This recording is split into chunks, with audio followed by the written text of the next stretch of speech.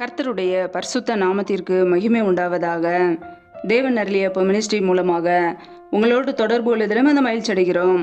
இன்றைக்கும் இந்த நாளிலும் தேவன் நமக்கு கொடுக்கிற வார்த்தை 1 தெசலோனிக்கேயர் 4ஆம் அதிகாரம் 7-8 ஆகிய வசனங்கள். தேவன் நம்மை அசுத்தத்திற்கல்ல பரிசுத்தத்திற்கே அழைத்திருக்கிறார்.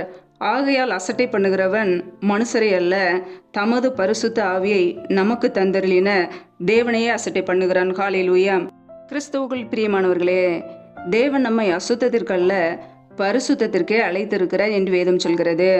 ஆம் பிரியமானவர்களே, நம்முடைய வாழ்க்கையிலே நாம் பரிசுத்தமாய் வாழ தேவன் நம்மை அழைத்திருக்கிறார். நம்மை அவர் தெரிந்து கொண்டார். எதற்காக? பரிசுத்தமாய் வாழ, கனி கொடுக்க, பரிசுத்தம் உள்ளவர்களாக வேண்டும் என்பதே அவருடைய சித்தம். ஒவ்வொரு நாளும் நாம் பரிசுத்த வாழ்க்கையை வாழ்ந்து நித்திய ஜீவனை சுதந்திரித்துக் கொள்ள வேண்டும் என்பதே பிதாவின் சித்தம்.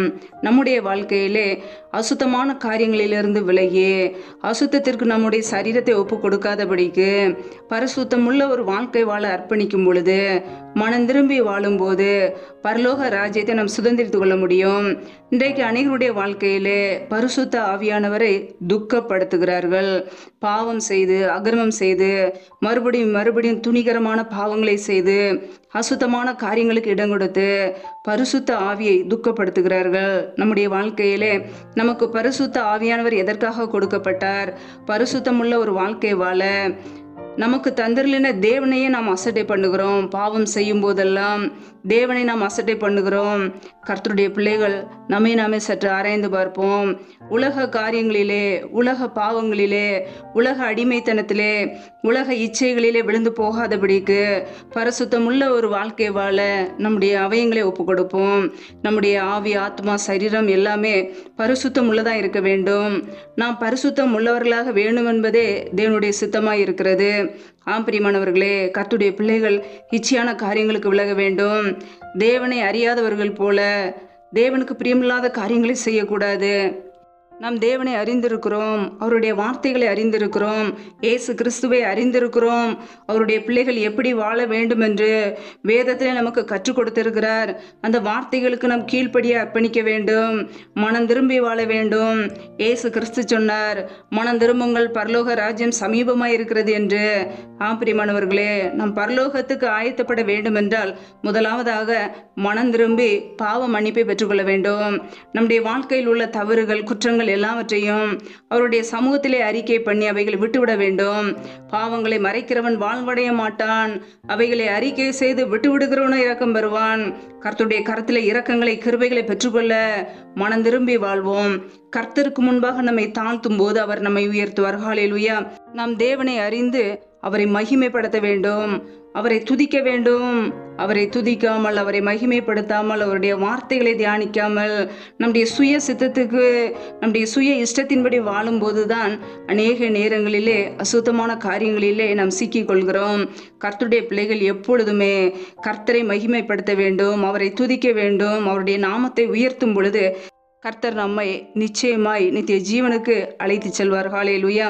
கர்த்தருடைய பிள்ளைகள் பரிசுத்த ஆவியானவரை துக்கப்படுத்தாதபடிக்கு, தேவனை அசட்டை பண்ணாதபடிக்கு, அசுத்தமான காரியங்களுக்கு விலகி பரிசுத்த அழைப்பை எண்ணி ஒவ்வொரு நாளும் நாம் எப்படி பரிசுத்தமாய் வாழ வேண்டும், நாம் எப்படி தேவனுக்கு பிரியமாய் வாழ வேண்டும், நாம் எப்படி உண்மையாய் வாழ வேண்டும், எப்படி கர்த்தருக்கு பிரியமாய் நீதி நியாயங்களை செய்ய வேண்டும் என்று யோசித்து அவருடைய சித்தத்தை நாம் செய்ய அர்ப்பணிப்போம்.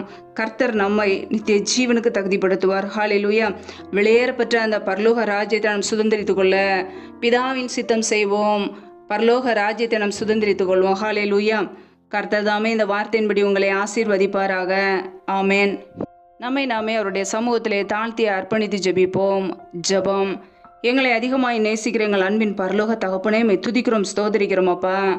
இந்த நாளில் கூட நம்முடைய வார்த்தைகளோடு எங்களோடு பேசினீரே, அதற்காக உமக்கு ஸ்தோத்திரம், ஸ்தோத்திரம், ஸ்தோத்திரம் அப்பா. யாரெல்லாம் இணைந்து ஜெபிக்கிறார்களோ ஒவ்வொரு குடும்பங்களையும் நம்முடைய கரங்களிலே அர்ப்பணிக்கிறோம். ஒவ்வொரு குடும்பங்களையும் ஆசீர்வதிங்கப்பா. பிள்ளைகள் செய்கின்ற வேலைகள், தொழில்கள், வியாபாரங்கள் எல்லாவற்றையும் ஆசீர்வதிங்க. கையின் பிரயாசங்களை வருதிக பண்ணுங்கப்பா. யாரெல்லாம் இந்த நேரத்தில் இணைந்து ஜெபிக்கிறார்களோ ஒவ்வொரு குடும்பங்களையும் ஆசீர்வதித்து பெருக பண்ணுங்கப்பா. பிள்ளைகளோடு கூட தங்கியிருங்க. நம்முடைய கிருபை வரங்களினால் நிரப்புங்க. அன்பின் அபிஷேகத்தினால் நிரப்புங்க. ஆவிக்குரிய கனிகளினாலும் வரங்களினால் நிரப்புங்கப்பா. உடைய வல்லமை பிள்ளைகளுடைய வாழ்க்கையிலே வெளிப்படட்டும். உடைய சித்தம் வெளிப்படட்டும். என் தேவன் ஆசீர்வதிங்க. ஒவ்வொரு குடும்பத்திலையும் பாதுகாத்து கொள்ளுங்கப்பா. அப்படி இரத்த கோட்டைக்குள்ள அர்ப்பணிக்கிறோமாப்பா. யாரெல்லாம் பலவீனத்தோடு சோர்வோடு வியாதியோடு இருக்கிறார்களோ என் தேவன் அவர்களை பலப்படுத்துங்க. என் தேவன் அவர்களை சுகமாக்குங்க. உடைய சுகமாக்கும் காரம் பிள்ளைகளை தொட்டு சுகமாக்கட்டுமாப்பா. பலவீனத்திலே உடைய பலன் பரிபூரணமா விளங்கட்டுமாப்பா. பலவீனத்தை நீக்கி போடுகிறவர் என் தேவன் அற்புதம் செய்யுங்க, அதிசயம் செய்யுங்கப்பா. பலவீனங்கள் எல்லாம் மறைந்து போகட்டும். ஆசீர்வதிங்க. உடைய கரங்களிலே அர்ப்பணிக்கிறோமாப்பா.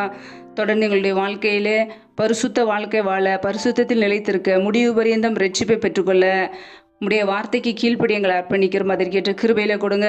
ஒவ்வொரு நாளும் உடைய சமூகத்திலே காத்திருந்து ஜெபிக்க எங்களை அர்ப்பணிக்கிறோம். ஜெப ஆவினால் நிரப்புங்க, விண்ணப்பத்தின் ஆவினால் நிரப்புங்க. தேசத்துக்காக ஜெபிக்க கிருபை கொடுங்கப்பா. எங்களுக்கு தெரியாத காரியங்களை கற்றுக் கொடுங்க.